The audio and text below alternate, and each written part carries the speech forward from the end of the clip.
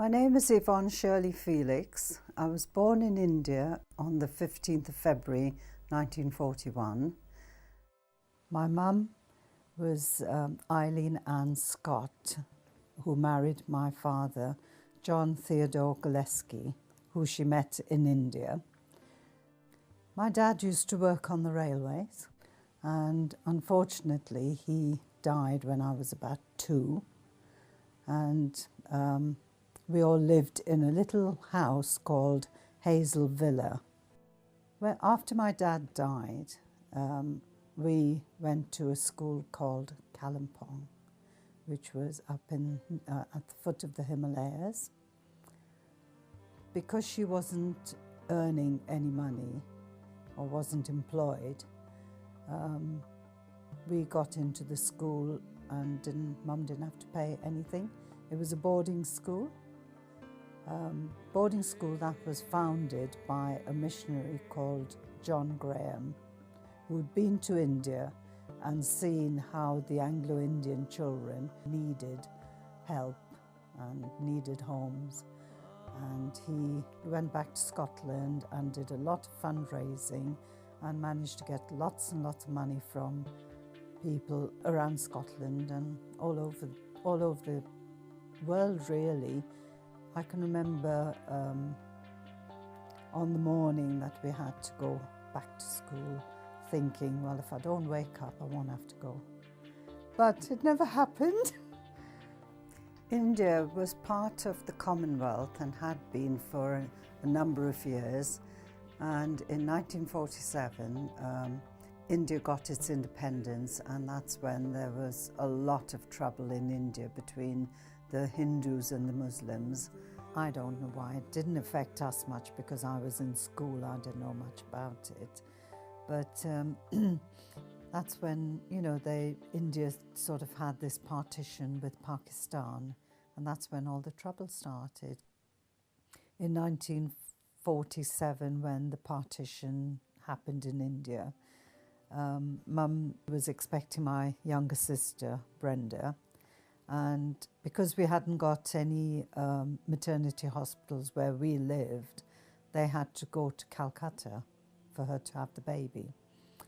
And she's told us stories of being in the maternity ward and looking out the window and seeing all the atrocities that were going on in the streets, people killing each other. And it was so sad because most of these people had lived together for years and years. But once the partition came, it was the Hindus and the Muslims. They just started killing each other. And that's the way it was, for months and months. And there were so many people killed during the partition and India's independence. That's life, isn't it? That's the way it goes, unfortunately. I'm one of 6. My eldest brother, Eustace, worked for a couple of companies in India. And he decided he wanted to do electrical engineering. So he came to England to learn the trade in 1957. And when he'd completed all his training, he decided he didn't really want to go back to India. So Mum wanted us all to be together, so we started coming over. Jean and myself came over in 1960, and then Ralph and his then girlfriend Eleanor, they came over in 61, and the 4 of us shared a flat in Priory Road in Hornsey in London. And I think it was the year after that, Mum and my stepfather and his sister Agnes and my 2 younger sisters, Brenda and Jennifer, they all came over to England. So we'd all emigrated to England by then. Life was so different for Mum and Dad and Auntie Aggie because they'd never ever worked in India.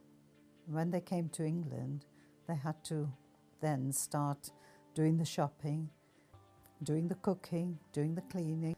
But they coped. And then when my first husband John and I moved up to Sheffield, unfortunately my stepfather died about the year after. So Mum then went to live with Jenny and George, and she lived with them till she died. So that was that era gone.